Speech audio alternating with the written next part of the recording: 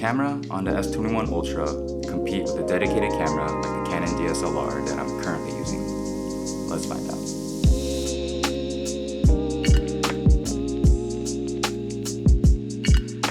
Yo, what is up guys? Aaron here.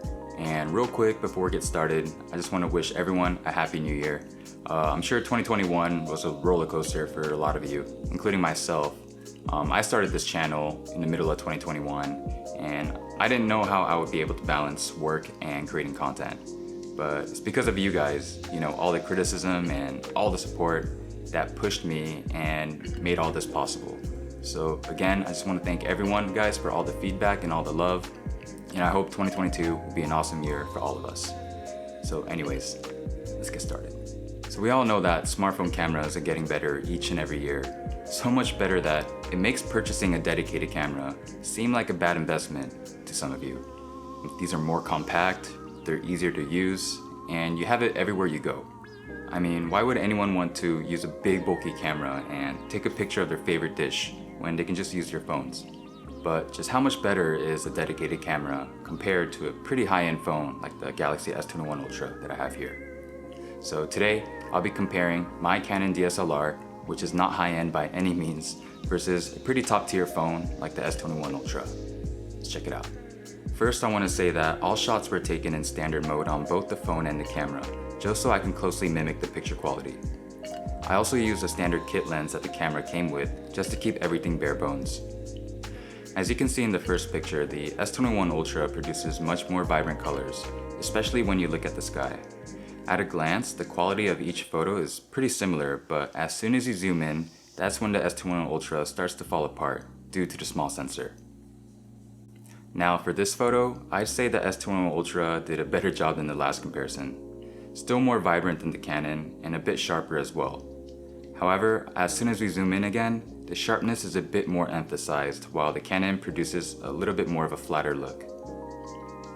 Now here's another example, and I'm sure just by looking at the sky you can already guess which photo is the phone. I will say that the S21 Ultra did a pretty good job with the very neutral exposure, especially in this area here, while the Canon is a bit overexposed. Now here's a picture of our Christmas tree, and this comparison is kind of interesting because the front of the tree wasn't very well exposed, as you can see with the Canon, but with the S21 Ultra, you can clearly see more detail in the darker areas. So it seems like the S21 Ultra can capture really nice photos in low lit situations. Now in this photo, I decided to use the phone's portrait mode, which gives a nice out of focus background whenever you're shooting a subject. For the Canon, I would need a really fast lens to achieve the best look, but for this comparison, I just went with the standard kit lens. If you look at the plant in the background, they both look pretty similar, and it's hard to find a difference really. Now here's a comparison with portrait mode and without portrait mode, just to show you the difference that it makes. Now I want to show you guys some video comparisons as well, but before we do that, if you guys haven't already, don't forget to subscribe and drop a like, leave a comment. I'll always appreciate your guys' support. But anyways, let's move on. So unfortunately, the Canon cannot shoot in 4K while the phone can. I don't even know which camera to look at.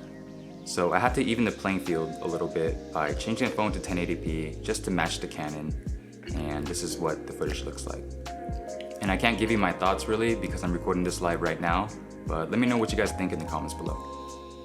Lastly, here's a video that I shot in 4K with the S21 Ultra, just to show you what this phone is capable of.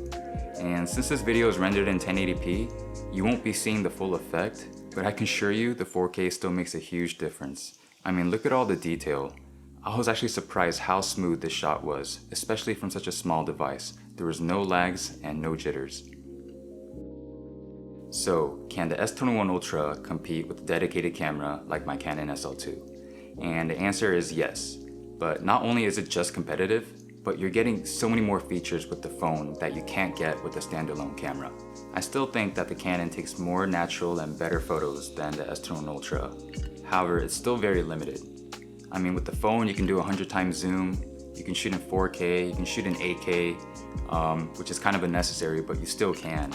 And if you want to do something like that with the Canon DSLR, you would have to buy a separate lens, which costs hundreds to thousands of dollars. If photography or videography is your passion, then of course, no question, I'd go with the dedicated camera.